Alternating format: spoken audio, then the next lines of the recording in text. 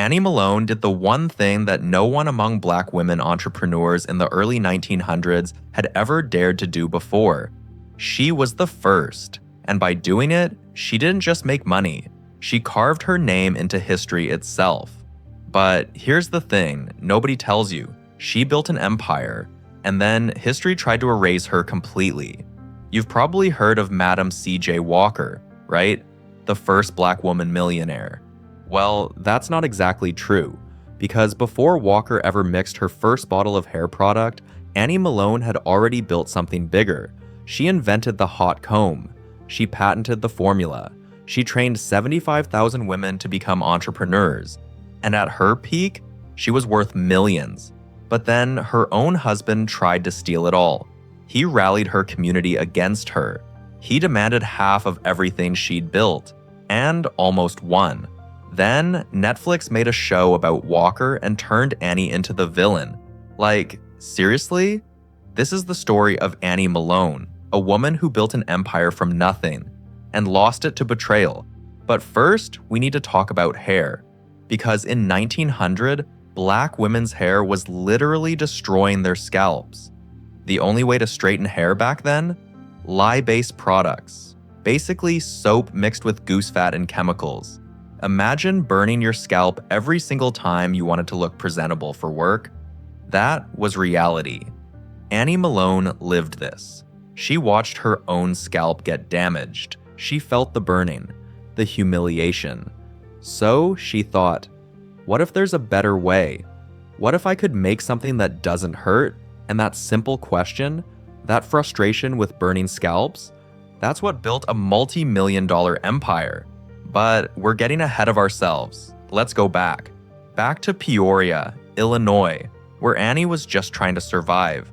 She lived with her sister Ada, two black women in the early 1900s trying to make it work. Annie started small, church demonstrations, showing women her homemade hair formula, door to door, house to house. She called it Wonderful Hair Grower. And it actually worked. No lie, no burning, just results. By 1904, she was ready for the big stage. The St. Louis World's Fair, thousands of people, her big break. Except her own community turned on her, called her a sellout, said she was promoting white beauty standards. The NACW, black women leaders, boycotted her. Even Booker T. Washington opposed what she was doing. So what did Annie do? She went back to the basics, back to those doors, back to those black neighborhoods, because quitting, that wasn't an option. The question was, how do you build an empire when everyone's against you? Let's be real for a second. Annie Malone wasn't some genius scientist. She was a woman with a problem. And if you've ever looked in the mirror and hated what you saw, if you've ever felt like you don't fit, then you understand exactly where Annie was coming from. This wasn't about vanity. This was about survival. In 1900, black women had basically 3 job options: domestic work, laundry, or farming. That's it. And even for those jobs, you had to look presentable, which meant straightening your hair, which meant pain. The lye-based products, they literally chemically burned your scalp. Like, you could smell the burning hair and skin. Women would get permanent scarring, hair loss, infections, all just to keep their jobs. So Annie started experimenting. What if you could get the same results without the chemicals? What was even possible? She mixed oils, tested herbs, failed, tried again, failed again. This wasn't some overnight success story. This took years of trial and error, years of women trusting her with their hair and their dignity. But then she cracked it. A formula that worked, that didn't burn, that actually made hair healthy. And word spread fast. One woman told another, then another. Suddenly, Annie had a waiting list. Which brings us back to 1904, the World's Fair. Annie thought this was her moment to go national. She set up a demonstration booth, showed how her product worked, expected to be celebrated, but instead, she got dragged. Black women leaders called her out, said she was making black women try to look white. Never mind that she was trying to help women keep their jobs. Never mind that she'd solved the burning problem. The National Association of Colored Women, the most powerful black women's organization, officially boycotted her products. Booker T. Washington, the most influential black leader in America, opposed what she was doing in his community. So Annie got pushed out of the mainstream. No fancy fairs, no institutional support, just her and her product. She went back to door-to-door sales in black neighborhoods, where women actually understood the struggle she was solving. And here's what's beautiful. Those women, they got it. They'd felt that burning. They knew the fear. So they bought. And they told their friends. And Annie started making real money. Not millions yet, but enough. By 1906, she'd saved enough to open a real storefront in St. Louis. She called it Poro. Poro comes from a West African secret society. It meant physical and spiritual growth, transformation. Because Annie wasn't just selling hair products anymore. She was selling something bigger. She was selling possibility. Imagine being a 16-year-old black girl in 1906.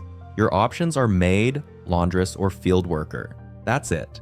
Now imagine Annie Malone tells you, I can teach you to run your own business. Be your own boss. That's what Poro offered. Annie trained women, gave them product on credit, taught them how to sell, and it exploded. 100 agents became 500. 500 became 1,000. Then 5,000. Women from 16 to 80 years old became Poro agents. Grandmothers, teenagers, everyone. These women could finally bypass the segregation, bypass the white employers, bypass the system that locked them out. They made their own money, built their own futures. And Annie, she took a commission on every sale, which meant as her agent succeeded, she succeeded. It was the perfect business model. Franchising before franchising existed. Basically, Annie invented the MLM, but like the good kind where people actually made money.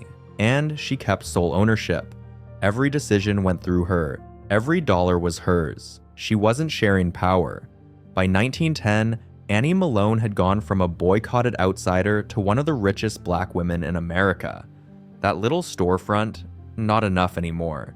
She needed something bigger, something that would change everything. She started planning something no one had ever seen before, a complete business empire, under one roof. It would take years to build, cost a fortune, but when it opened, it would make her untouchable, or so she thought. Because while Annie was building her empire, someone else was watching and learning. A woman who started as one of Annie's agents, a woman who would become her biggest rival. Her name was Sarah Breedlove, but you know her as Madam C.J. Walker, and she was about to change everything. But before we get to that drama, we need to see what Annie built, because it was absolutely insane. 1918, St. Louis. Annie Malone is about to open the most ambitious black-owned business in American history. Welcome to Poro College. 4 stories, 75,000 square feet. A complete empire. Okay, so picture this. It's 1918. Segregation is everywhere. Jim Crow laws control the South. Racial violence is constant. Black people can't eat at white restaurants, can't use white bathrooms, can't go to white schools, can't do anything. And into this world, Annie Malone builds a 4-story building that's entirely for black people, by black people. First floor, state-of-the-art laboratories, chemists developing new formulas, testing, innovating, creating. Second floor, manufacturing, assembly lines, quality control, packaging, shipping departments, like a real factory. Third floor, training. Classrooms where women learned chemistry, sales, deportment, business management, real education. Fourth floor, dormitories. Because women traveled from across the country to train here. They needed somewhere to live. There was a cafeteria, an auditorium, a rooftop garden. This wasn't just a business. This was a community. By 1920, Poro College employed 300 people full-time. 300 black people with good jobs, good pay, benefits, respect, in an era when black people were lucky to get minimum wage domestic work. But here's the genius part. Those 300 employees, they supported the training of 75,000 agents nationwide, 75,000 women in every major city, in small towns, in rural areas, all selling Poro products.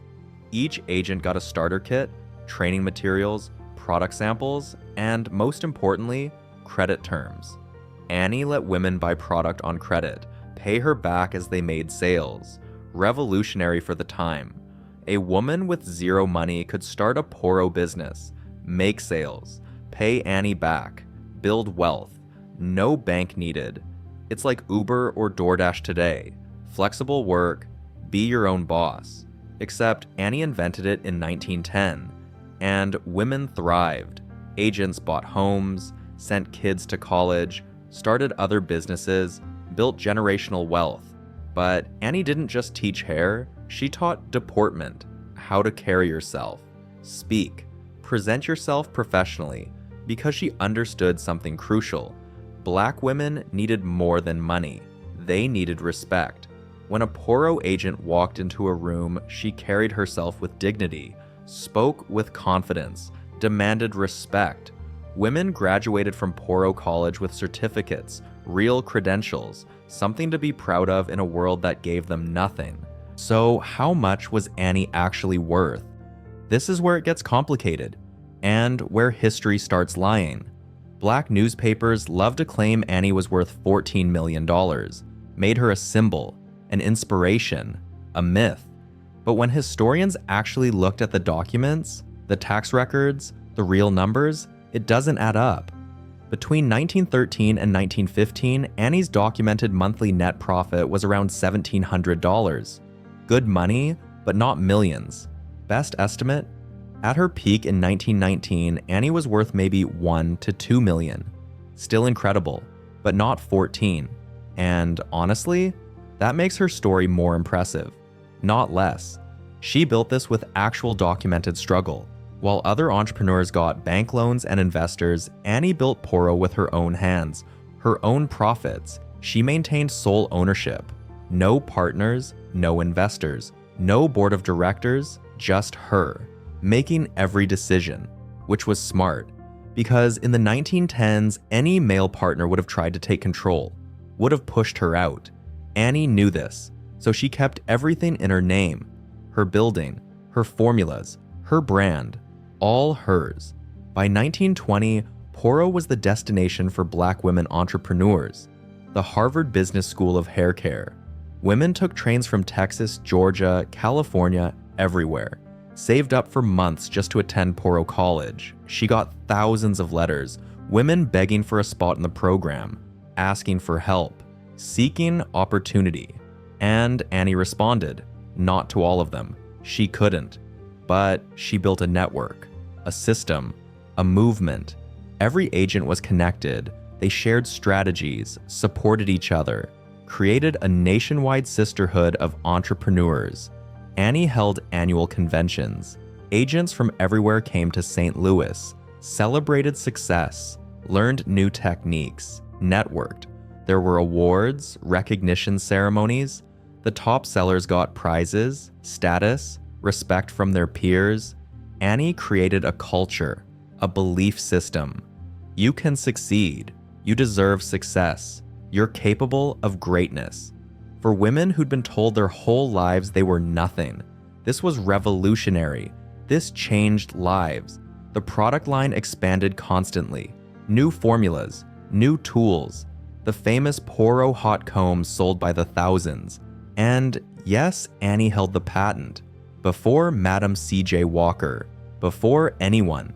Annie invented the modern hot comb, metal heated on a stove, applied carefully to hair, straightened without chemicals, without burning, without destroying scalps. Women could finally achieve the look they wanted for work, for life, for themselves, without the pain. Sales exploded. 10,000 a month became 50,000. 50 became 100,000. The money flowed. Annie dressed the part. Elegant clothes, jewelry. She looked like money because she had money. Representation mattered. Black newspapers covered her constantly. Annie Malone, millionaire businesswoman. She became a symbol of possibility. Little black girls could look at Annie and think, maybe I can do that too. Maybe I'm not limited. But here's the thing about success, especially black success in America. It makes people jealous, resentful, competitive. And one of Annie's own agents was watching, learning, planning, getting ready to build her own empire. Her name was Sarah Breedlove, born to formerly enslaved parents, orphaned at 7, widowed at 20, absolutely desperate. In 1904, Sarah was a washerwoman in St. Louis, making $1.50 a day, barely surviving, and she was losing her hair, stress, malnutrition, harsh chemicals. Her scalp was a mess. She was desperate. Then she heard about Annie Malone, about Poro, about products that actually worked, so she tried them, and they worked. Her hair grew back, her scalp healed. She looked better, felt better, saw possibility. So Sarah became a Poro agent, bought products on credit, started selling door to door, made actual money. She was good at it, really good. She understood struggle, could talk to other desperate women, made them believe, and she watched Annie closely, how she presented, how she trained, how she ran the business, absorbed everything. Then Sarah started experimenting. What if she made her own product, her own formula, her own brand? 1906, she married Charles Joseph Walker, a newspaper man, a marketer, someone who understood branding. He suggested she change her name, make it memorable. Madam C.J. Walker. Sounded French, sophisticated, expensive. Then Walker launched her own line, with formulas that were, let's say, very similar to Poro's. Annie was furious. One of her own agents, someone she'd trained, helped, enabled, now competing directly. She accused Walker of stealing the formula, of copying her methods, of betraying trust. Was she right? We don't actually know. The formulas were similar, but hair care products have limited ingredients. Coincidence or theft? What we do know is this: Walker was better at marketing, way better, more aggressive, more visible. She took out newspaper ads, did testimonials, created before and after photos, built a brand personality. Annie's approach was more dignified, more subtle, less in your face, which worked until it didn't. Walker traveled constantly, gave demonstrations everywhere, trained agents aggressively, expanded fast. She went national quickly, south, north, east, west, wherever there were black women, Walker went. And here's the thing, both businesses grew. There was room for both. The market was huge. Millions of black women needed hair care. Neither Annie nor Walker could serve everyone alone. Competition was inevitable. But the personal betrayal? That stung. Annie had helped Sarah when Sarah had nothing. And this was the thanks? The black press loved it. Two self-made black women millionaires. Perfect story. They played up the rivalry, made it dramatic, competitive, like a sporting event. Who's richer? Who's more successful? Who's the real first? Walker built Villa Lawaro, a massive mansion in New York, invited press, made it a spectacle, peak visibility. Annie had Poro College, bigger, more practical, but less sexy. A business building versus a palace. And the media ran with Walker, the mansion, the spectacle, the Cinderella story. It was just better press. Plus, Walker kept meticulous records, documentation, photos, archives. She thought about her legacy from day one. Annie, not so much. She focused on business, on helping women, on the work, not on documenting it, which means historians decades later found way more Walker material, more proof, more stories, more everything. So history books started calling Walker the first black woman millionaire, even though Annie was there first. Annie started Poro in 1900, patented the hot comb first, built the business first, but Walker got the credit. And look, both women were incredible. Both built empires. Both changed lives. This isn't about tearing Walker down. It's about recognizing that there were two pioneering Black women entrepreneurs, not just one, two. Madam C.J. Walker died in 1919 at age 51, left behind an incredible legacy, inspired millions. Annie kept going, still running Poro, still training women, still building. She was just getting started. The 1920s were good to Annie. The business thrived. Agents multiplied, money flowed, everything looked perfect. But then came the betrayal that would destroy everything she'd built. And it came from inside her own home. In 1914, Annie married Annie Malone. He seemed perfect, educated, supportive. He joined the business as president. Aaron handled operations, managed staff, represented Poro publicly. Annie trusted him completely, gave him real power. They worked side by side for 13 years, built Poro together, or so Annie thought. Turns out Aaron had other plans. 1927, Aaron filed for divorce, but this wasn't just a divorce. This was a hostile takeover attempt. He demanded half of Poro, claimed he'd built it too, that he deserved equal ownership, half of everything. Remember, Poro was Annie's before they even met. She'd built it for 14 years alone before marrying him. But Aaron was smart. He rallied Black community leaders to his side, made Annie look greedy, unreasonable. How dare she deny her husband his fair share? He worked hard too. She should compromise. The same community that celebrated Annie, now they turned on her, called her difficult, stubborn, a bad wife. The case dragged on for months. Legal fees piled up. Business suffered. Agents got worried. Everything fell apart. Finally, Annie settled, paid Aaron $200,000 just to make him go away, to keep her business. $200,000 in 1927. That's over $3 million today. It drained her reserves, weakened Poro financially, and it broke something in Annie. The betrayal, the public humiliation, the loss of community support. It changed her. Poro never fully recovered. The divorce damaged the brand, damaged Annie's reputation, damaged everything.